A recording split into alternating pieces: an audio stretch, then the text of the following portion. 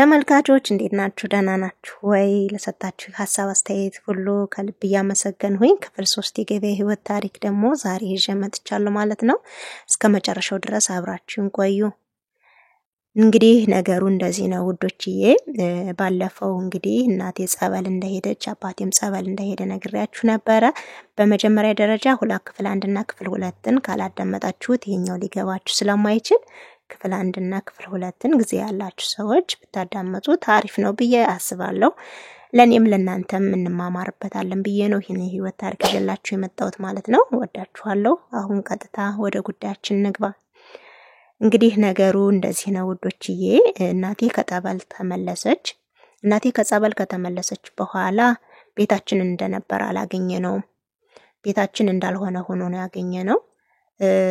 በቃ ያላት አማራጭ ከቤትም እንድትቀመጥበት አልፈቀደም። ደስ አላት አለ። ያላት አማራጭ ከአባቷ ጋር መሄድ ነበረ። እኛንም ሚዛን እንግዲህ ቤታችን ትተን ከአባቷ ጋር አብረን ተከትለን ከናታችን ጋር ሄድን። እናቴ ስለመጣች ከአክስቴ ጋር ስለተለያየው በጣም ደስ ብሎኛል። ግን ደግሞ ያው እንግዲህ ድህነትን ደግሞ ልቀላቀለው ስለሆነ እሱም ደግሞ ደብሮኛል። ምክንያቱም እንዳለ ሀብታችን ሁሉ ሞቷል። ቀለቡ ራሱ እየተሸጠ ማን ወስዶ እንደሸጠው ራሱ ምንም አይታወቅም። ብቻ በአጠቃላይ ቤቱ ድንኩርኩር ብሏል። ቤታችን እንዳልሆነ ሆኖ ስለሆነ ቀለብ ምንም የሚሸካክፈውም ስለሌለ የዛን አመት ደና ነበርንን። የተረፈም ስለነበረ ይዛ ስለሄደች ብዙም አልተቸገርንም። በቀጣይ አመት ግን በጣም ተቸገርንን። ከአባቷ ጋር ነበር ሄደችው። እንግዲህ እናቷ ደግሞ የእንጀራ እናት ነች። የእንጀራ እናት ስትሆን ደግሞ ትንሽ ከናት ትለያለች። ስለዚህ ደስ አላላትም። የኛም ራሱም ታሳየን ፊት ጥሩ አይደለም። ማዘርም ትንሽ ታማሚም ስለሆነች በደንብ አለቀቃትም። ከዛ በኋላ ግን እንደዛ እያልን ያው የኖርነን ነው ግዴታ። እናትም ስለሆነች እናታንችም ጋርም አብሬ ተቀመጥኩኝ ማለት ነው። ታናሽ እንኳን ብዙም እሱም ስለሚያመው የዛን ታክልም አይደለም። ህይወትንም ብዙ አልተጋፈጠውም። እንዲሁ ነው ያደገው ማለት ነው። እግዚአብሔር የተመሰገነ ይሁን። የሰው ቤትም አላሳየሁትም። እንዲሁ ዘና ብሎ የሀብታም ልጅ መስሎ ነው እስከዚህ ድረስ የደረሰ። እግዚአብሔር የተመሰገነ። በዚህም በጣም ደስተኛ ነኝ። እኔ ግን በጣም ስቃይ በዛብኝ።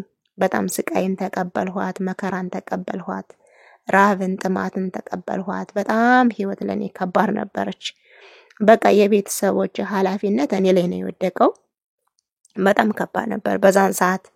የ11 አመት ልጅ ሆናችሁ የ10 አመት ልጅ ሆናችሁ በጣም ሪስክ አለው። ምክንያቱም የ10 አመት የ11 አመት ገና ነፍስን ራሱ አላወቃችሁትም። በጣም ይከብድ ነበር በዛን ሰዓት ማለት ነው። ግን እግዚአብሔር አምላክ እድሜን ትንሽ ቢሆንም አስተሳሰቤን ትልቅ አድርጎ ስለፈጠረኝ ፈጣሪ ራሴን አልጣልሁም፣ መንገድን አልሳትሁም እና ብዙ ነገሮች ተፈጥረዋል። ብዙ ነገሮች እና ከህይወት ታሪኬ እንኳን ትንሽ የማስታውሰውን ነገር ነው ማወራችሁ ማለት ነው። በጣም ከባዱ ላወራችሁ ካልሆይ ደግሞ ችግር ነው የሚሆነው።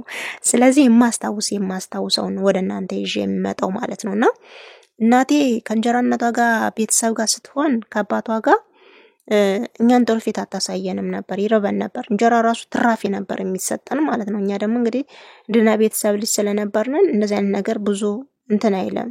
በጣም ይደብራል። እና በቃ ከዛ በኋላ ማዘርን እኔ ከዚህ ቤት አልቀመጥም ስላት ማዘር በቃ ለራሷ ቤት እንዲሰራላት አባቷን ጠየቀችው። እንግዲህ ቤት ቆርቆሮ ቤት መስራት አንችልም፣ ብር የለም። ከብቶችም እንዳለ ሞተዋል።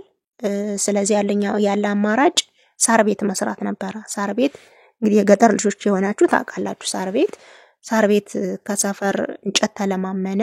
ካክስት ካጎት ዘመድ አለ የተባለ ሁሉ እንጨት ተለማመነና በቃ በሳምንት ውስጥ ያ ቤት ተሰራላት። ከዛ ቤት መኖር ጀመርነን። ዊ የመጨረሻ ያለቀስሁበት፣ የመጨረሻ ያዘንሁበት፣ ራሴንም ያጠነከርሁበት፣ ከዚህ ህይወት እናቴ እንዴት ማውጣት እንዳለብኝ የወሰንሁበት ውሳኔ ቢኖር ያ ቤት የተሰራ ቀን ነበረ። በጣም ነበር የደበረኝ፣ በጣም ማለት ነው። ከዛ ቤት ወጣን ወደዛ ቤት ስንገባ በጣም ነበር የደበረኝ። ህይወት አወርዳ እንደምጥል የተረዳሁበት በዛን ሰዓት ነው። እግዚአብሔር የተመሰገነ ይሁን። ዛሬ ላይ የፈለገ ፎቅ አለ የሚል ሰው አይደንቀኝም። ምክንያቱም ነገ ይፈርሳል ብዬ ስለማስብ ማለት ነው። ነገ ፈርሶ እሱም ወርታች እንደሚወርድ ስለማውቀው ፎቅ አለኝ፣ መኪና አለኝ፣ ምን አለኝ የሚል ሰው የሚንቀባረር ሰው አይደንቀኝም፣ አይሞቀኝም፣ አይበርደኝም። ምክንያቱም ጊዜ አወርዳ ሰቅላ እንደምታወርድ የተረዳሁበት በእኔ ህይወት ታሪክ አለ ማለት ነው። ስለዚህ ከቤት ከቆርቆሮ ቤት የማያምር ህይወት ሳይረበን የምንበላበት ቤት ወጠን ከድህነት ተቀላቀልን። ሳር ቤት ኖረን ከቤታችንም ከገባን በኋላ እቃም የለውም፣ እቃችንም ገና አልመጣም። በቃ እኔ የድህነትን ጥግ ያየሁበት የዛን ጊዜ ነው። የድህነት ጥግ በቃ የመጨረሻ መብላት እየፈለጋችሁ አለመብላትን፣ መልበስ እየፈለጋችሁ አለመልበስን፣ መናገር እየፈለጋችሁ ያለመናገርን ያወቅኩበት የዛን ሰዓት ነው። ግን ጥንካሬ ሆኖኛል።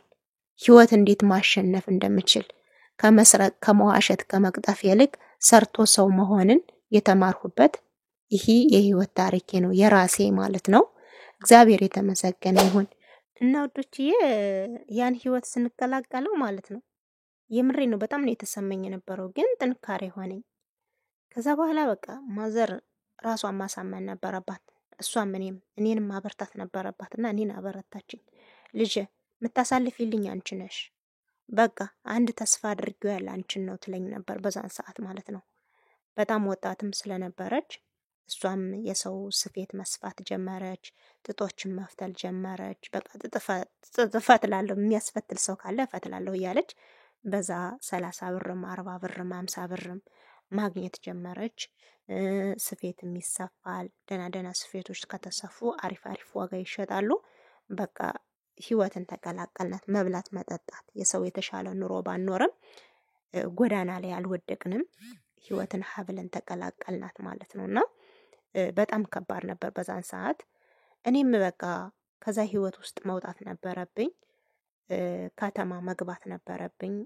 አንድ ዘመዳችን አለ፣ በቃ ልጅ ስላለ እነሱም ነጋዴ ስለሆኑ ሰው እንፈልጋለን አሉኝ ማለት ነው። ሰው እንፈልጋለን፣ ሰው እየፈለኩ ነው ብሎ ሲያማክራት ማዘርን ሰማሁ። ከዛ በኋላ በቃ እኔ ከነሱ ቤት ሂጄ እየሰራሁ ትምህርት እንዲያስተምሩኝና እናትና ወንድሜን እንድረዳ ጠየቅኩኝ ማለት ነው። ከዛም በኋላ ምንም እንዲሁ ክብሩ ምኑም ይቅርብኝ አልሁኝ፣ ከነሱ ቤት ገባሁኝ። ትምህርቴን ተመዘገቡ፣ ቀጠልሁኝ ማለት ነው። እግዚአብሔር የተመሰገነ ይሁን። ገንዘብን ማግኘት ጀመርሁ። እናቴና ወንድሜን መርዳት፣ ማዘርም ትሰራለች ተሽሏታል።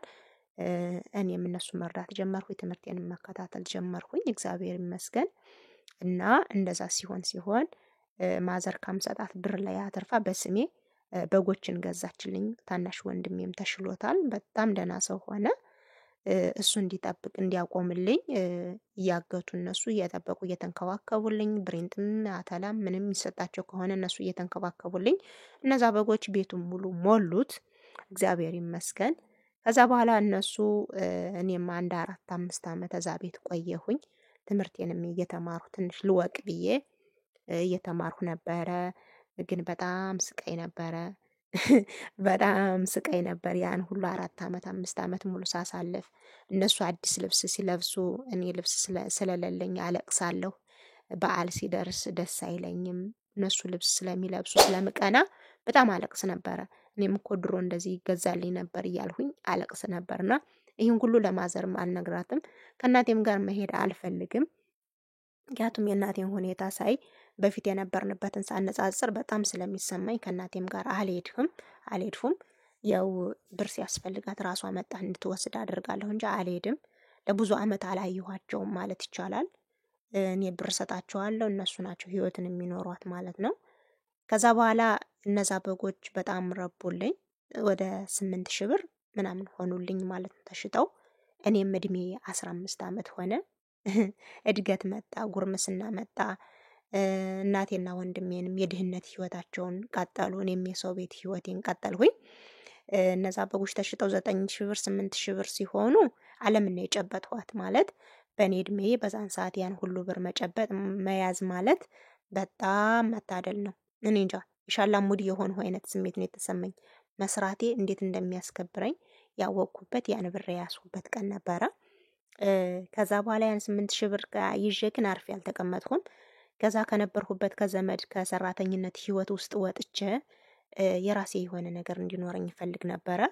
እሱም ደግሞ ምንድነው ያማከርኩት ሰውዬን የምሰራበትን አረብ ሀገር እንዲልከኝ ነበረ። ያው እንግዲህ 15 ዓመት ስለሆነኝ እናቴንም ደግሞ ከሳር ቤት አውጥቼ ቤት መስራት ስላለብኝ ግዴታ አረብ ሀገር ካልሄድሁኝ እንደዛ 5 ዓመት 6 ዓመት ሰርቼ 8,000 ብር ብቻ ነው ያስኩትኝ። ያውም በጎች ተሽጠው እና እዚህ ተሰርቶ ምንም ሰው እንደማይሆንና የተማርኩትም ትምህርት ስለሚበቃኝ ከዚህ በኋላ አንድ ስቴፕ ወደፊት መራመድ ስላለብኝ አረብ ሀገር መሄድ አይዲያውን አመጣሁት። በነገራችን ላይ ይሄን ሐሳብ ያመጣሁትኝ እንትን ነበረ፣ እህቱ ነበረች። በዛን ሰዓት ረካሽ ቢሆንም የሚከፈለው እህቷ እዛ ነበረች፣ አረብ ሀገር ማለት ዱባይ ነው የነበረች። ስራው በጣም ያስጠላል። ከፎቅ ላይ ይከሰክሳሉ። በዛን ሰዓት አረብ ሀገር ከፎቅ ላይ ይከሰክሳሉ፣ ይገላሉ፣ አርደው ነው የሚጥሉ የሚባልበት ዘመን ነበረ። ሆኖም ግን የፈለገ ይግደሉኝ እንጂ ሰው አለ ብዬ አልቀርም፣ ሂጄ ማየት አለብኝ አልሁኝ። ብሩ ደግሞ አይሞላልኝም። 8,000 ብር የሚያስፈልገኝ የዛን ጊዜ 9,000 ብር ነው የሚያስፈልገኝ። ያን 1,000 ብር ማን ይሙላልኝ? ከዛ በኋላ በግ መነገድ ጀመርሁኝ። ካለው ብር ላይ ለመጨመር በግ ከሚነግዱ ሰዎች ጋር እየተከተልሁኝ አብሬ እየሄድሁኝ 2 በግ 3 በግ እያመጣሁኝ እነዛን በጎች መሸጥ ጀመርሁኝ። በቆሎ ደግሞ ከሌላ ቦታ ወደ ሌላ ቦታ እያዘዋወርሁኝ ያንንም ማንቀሳቀስ ጀመርሁኝ። ብቻ የተለያዩ ነገሮች፣ ዶሮዎች፣ በጎች፣ የተለያዩ ነገሮችን መነገድ ጀመርሁኝ። ያ 9,000 ብር እስኪሞላልኝ ድረስ ማለት ነው። ከዛ በኋላ 9,000 ብሩ ሞላልኝ። ፕሮሰስ ለመጀመር ደግሞ ሰው ያስፈልገኝ ነበረ። ስለዚህ አሁንም የነበርኩባቸውን ሰዎች እህቱም ስላለች በምን አይነት ደላላ ፕሮሰስ እንደጀመረች በምን የምታውቁት ሰው ካለ አገናኙኝ አልሁኝ። ጠየቅሁኝ። አረብ ሀገር ሄጄ የእናቴን ህይወት መለወጥ ነበር የፈለኩት መጀመሪያም። ስለዚህ ከነሱ ቤት ወጥቼ እነዛን ንግድ ጀማመርሁኝ። 1,000 ብር 1 ወር ባልሞላ ጊዜ ውስጥ አገኘሁ ማለት ነው። ያው ትምህርቱም ተቋረጠ። ከዛ በኋላ አረብ ሀገር መሄድ አለብኝ ብዬ ስለወሰንሁኝ ተፍ እያልሁ ነው ገንዘብ ለማግኘት። ከሰው ደግሞ ተበድሬ መሄድ አልፈለኩም። ምክንያቱም ያ ገንዘብ ደግሞ ተበድሬ ቢሄድ ነገ እንኳን የሆነ ወይ ሙቼ ወይ የሆነ ነገር ሆኖ እንትን ቢል እናቴን ሊይዙብኝ ነው። እናቴ ደግሞ እየታመጣ ትከፍላለች። ስለዚህ ብር ተበድሬ መሄድ ስለማልፈልግ በራሴ መፍጨርጨር ነበረብኝ። 9,000 ብሩ እንደምንም ሞላልኝ፣ እግዚአብሔር የተመሰገነ ይሁን። ከዛ ማዘር ደግሞ 200 300 ነበራት፣ የዳቦ ቆሎ ምናምን መቁረጫ፣ ልብስ ደግሞ መገዛት ነበረበት። እንደዛ አደረገችልኝ። ማዘር መስደድ አልፈለገችም። ለሷ ሞት ነው የመሰላት። ይገላሉ፣ ይሰቅላሉ፣ ብዙ ነገር ያደርጋሉ። አረብ ሀገር ጥሩ አይደለም ሲባል ስለምሰማ መስደድም መላክም አልፈለገችም። እያለቀሰች ነው። ገና ሳልሄድ ፕሮሰሱ ሳይጀመር ገና ማልቀስ ጀምራለች ማለት ነው። እና በጣም ከባድ ነበር በዛን ሰዓት። ይኸው ቀለል አድርጌ ነው የነገርኳችሁ። ቀለል አድርጌ ብዙውን ሁሉን የምናወራው ካለን ገና ማለቂያ የለውም። ስለዚህ እጥር አድርጌ ነው የማወራችሁ ማለት ነው። ከዛ በኋላ በቃ አረብ ሀገር ለመሄድ ወሰንሁኝ። አረብ ሀገር ለመሄድ የተወሰነበት ዓመተ ምህረት ነበር በዛን ሰዓት ማለት ነው።